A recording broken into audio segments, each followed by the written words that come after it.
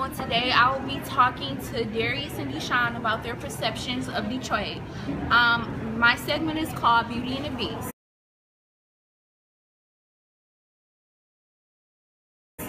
So, my first question for you today, both of you guys, how do you view Detroit?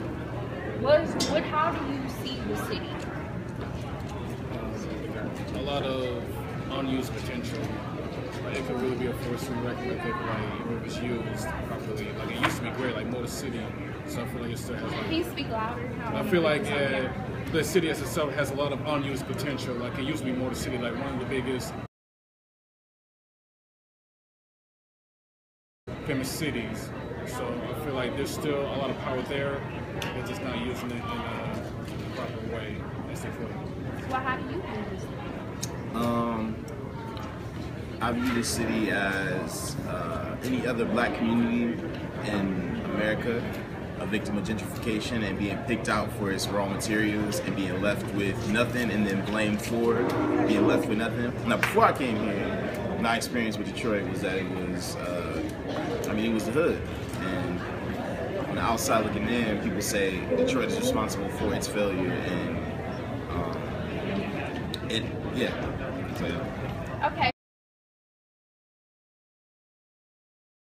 So have you guys ever visited the city of Detroit? Mm-hmm. Okay. How did you like your visit? How was that when you went? It was good. Different parts of the city. Downtown. Well, I thought downtown was cool until I realized that it had been gentrified. So, And can you go into more detail what you mean by that? So, gentrification is when property values of certain neighborhoods, communities are driven up to where the community can no longer afford it, and those people are pushed out. And basically, you see it's little signs when you see like a McDonald's pop up in a place that's usually residential. That's the first sign of gentrification. They're trying to bring in more of a profit and eventually move out the people that are in that community. And in a way, I understand where you're coming from with that statement, because the rebuild of downtown is kind of like a lot of businesses are coming downtown. They're trying to rebuild the city of Detroit by trying to attract more people there to kind of, in a sense, gain more profit, because as you know, the city financially has not been in a good state. Where did you hear all this information from? Did you see this information on the news about Detroit, or did you just so happen to run across it when you visited? Definitely not when I visited. From visiting, you see the actual physical proof and the actual effects it has, but from dealing with people that live in Detroit, professors, students, people who still live out there, and just reading articles and seeing some stuff like that. Okay. Well, I'm going to give you guys some fun facts about the city. As you guys both stated before, and you guys seem very aware of the history of Detroit. Detroit is known as the Motor City because we are the birthplace of, the home place of Chrysler, GM, and Ford. And we also are the birthplace of Motown Records.